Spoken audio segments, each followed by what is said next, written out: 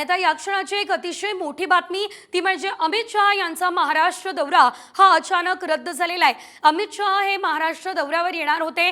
निवडणूक प्रचाराचे अगदी शेवटचे काही दिवस शिल्लक राहिलेले आहेत आणि त्याआधीच आपण ही या क्षणाची सर्वात मोठी बातमी बघतोय ती म्हणजे अमित शहा यांचा महाराष्ट्र दौरा रद्द झालेला आहे। अधिकची अपडेट घेऊयात आमचे प्रतिनिधी पराग ढोबळे यांच्याकडून। पराग, अचानक हा दौरा रद्द करण्यात आला, काय कारण सांगितलं जातंय सविस्तर?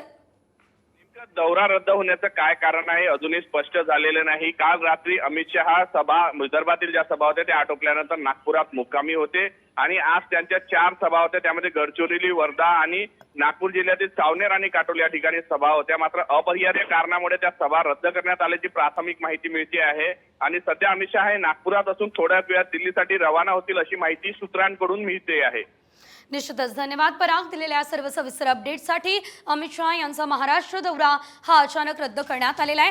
ही या क्षणाची सर्वात मोठी बातमी आपण साम टीव्हीवर बघतोय।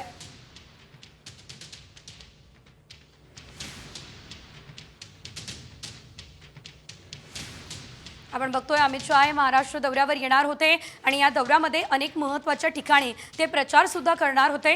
निवडणुकांच्या पार्श्वभूमीवर त्यांचा दौरा हा अतिशय महत्त्वाचा होता, मात्र निवडणुकीच्या तोंडावर त्यांचा दौरा हा रद्द करण्यात आलेला आहे।